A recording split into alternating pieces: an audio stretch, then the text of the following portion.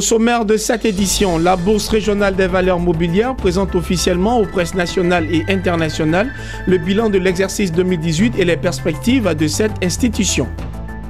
Kipux Afrique, la structure sous tutelle du ministère ivoirien des Transports, a initié une rencontre d'échange avec les transporteurs de taxi-compteurs de Côte d'Ivoire. Les détails dans ce journal.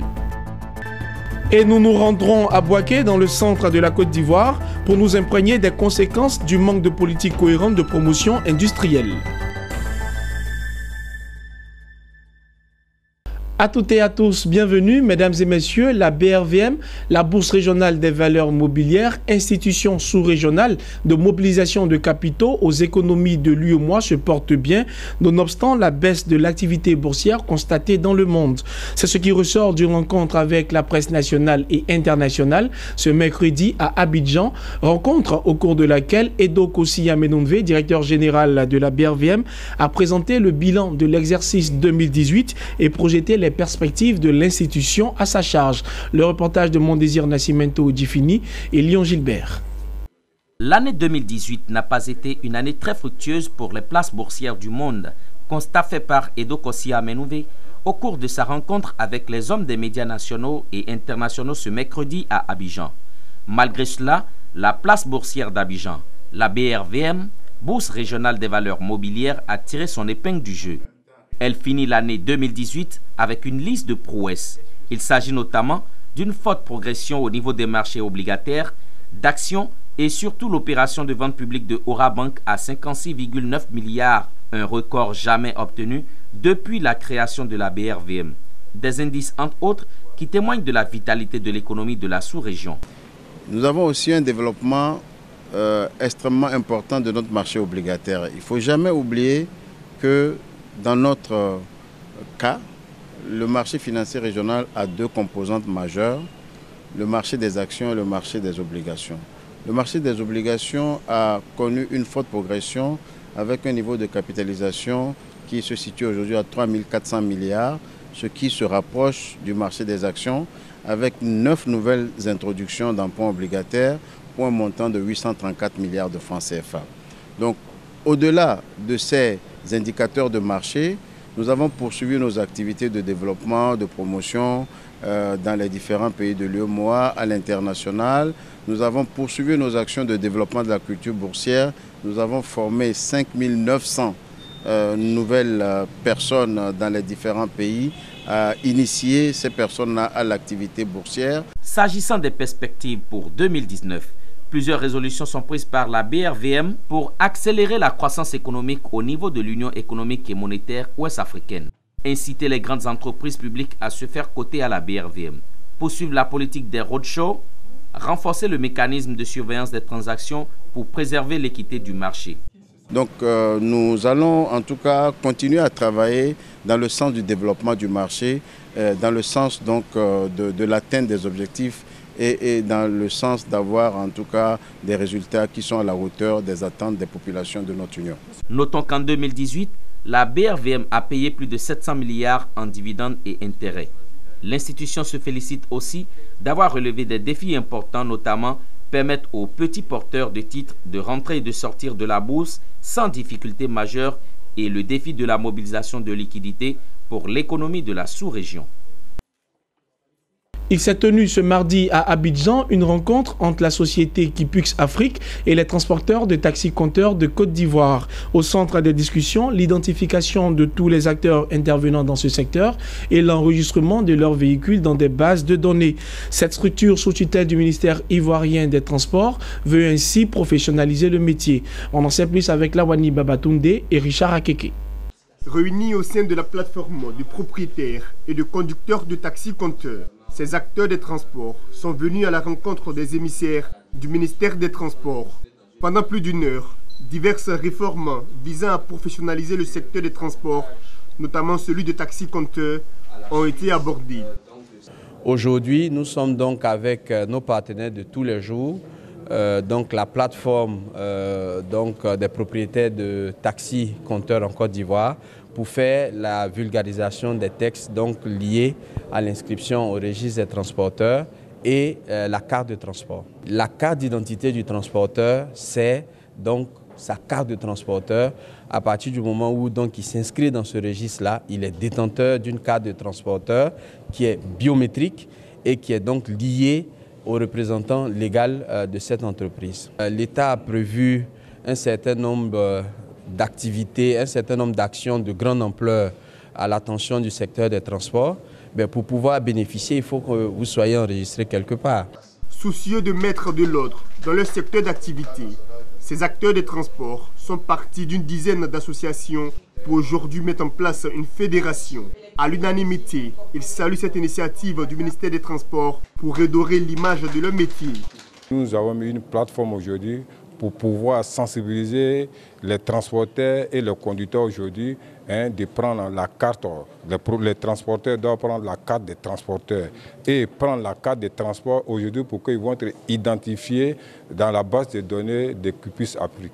Si un chauffeur désormais qui doit rouler aujourd'hui d'un taxi-compteur, il doit avoir une licence passée par QPUS Afrique. En Côte d'Ivoire, près de 22 000 taxis-compteurs assurent le transport des usagers.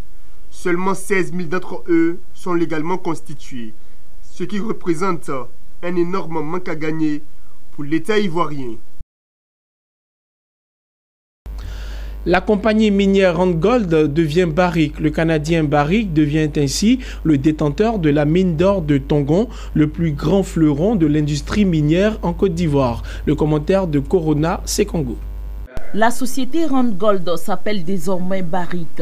C'est le résultat d'une fusion-absorption de Randgold Ressources par le géant canadien Barrick, qui devient ainsi le détenteur de la mine d'or de Tongon, le plus grand fleuron de l'industrie minière d'or en Côte d'Ivoire. Pour Dr Mark Bristow, désormais PDG, l'arrivée de Barrick, leader mondial en termes d'exploitation aurifère, annonce des lendemains meilleurs pour l'industrie minière ivoirienne. Un constat partagé par Bodiel Ndiaye, directeur pays de Barrick, pour qui la fusion-absorption va donner un coup d'accélérateur à l'investissement. Depuis cette année, Randgold a fusionné avec Barrick et on devient aujourd'hui la plus grosse compagnie mondiale.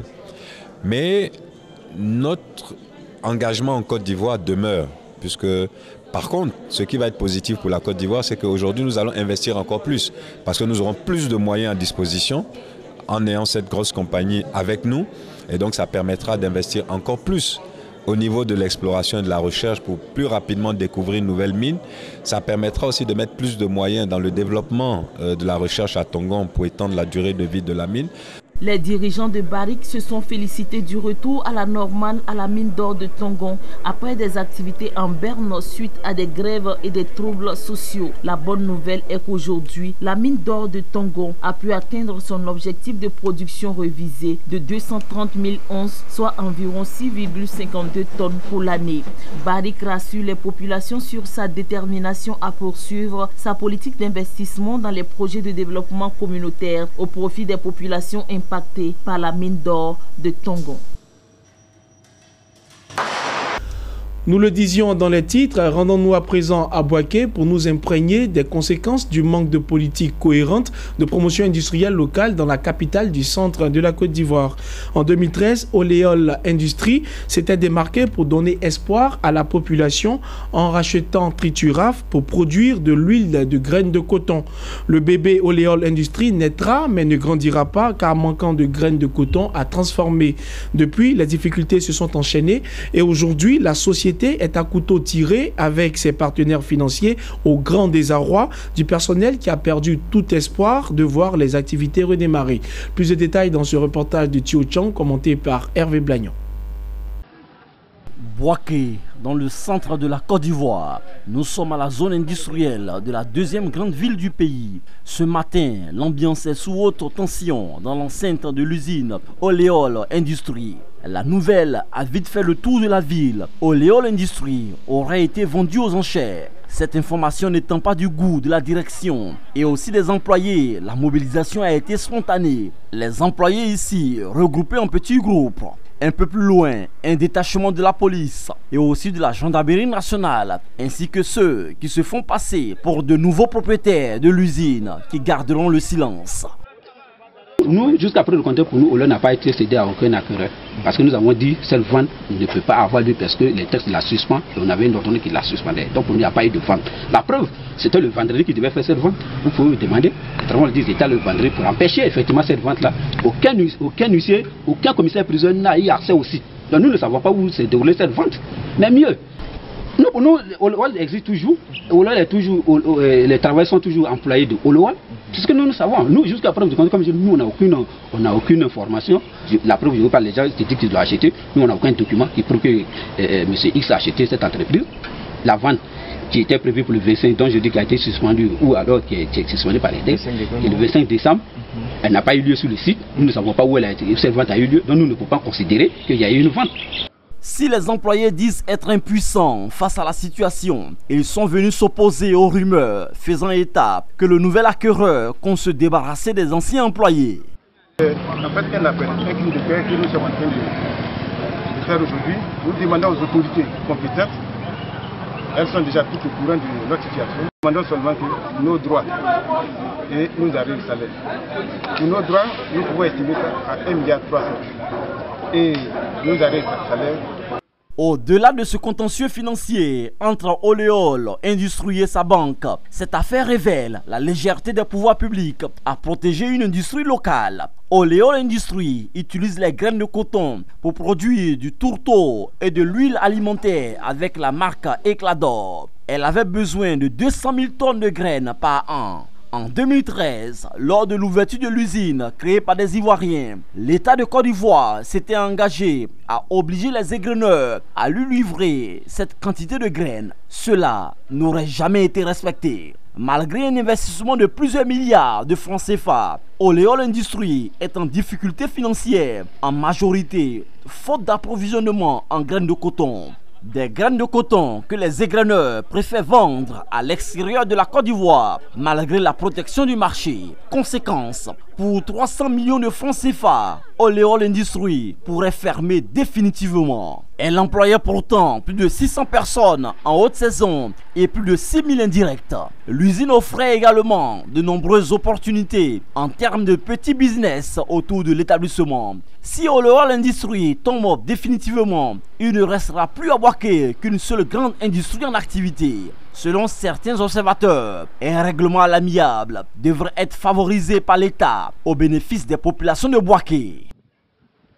Des chefs d'État et représentants des affaires russes et africains s'engagent à organiser le premier forum économique dans la station balnéaire du Kraï de Krasnodar, c'est en Russie, et en octobre prochain. Une occasion pour dégager des pistes de coopération bilatérale. L'objectif sera de créer une base permettant de poursuivre le dialogue de haut niveau entre les pays dans le cadre des événements d'affaires futurs. Mesdames et messieurs, c'est la fin de ce journal. Merci pour votre fidélité.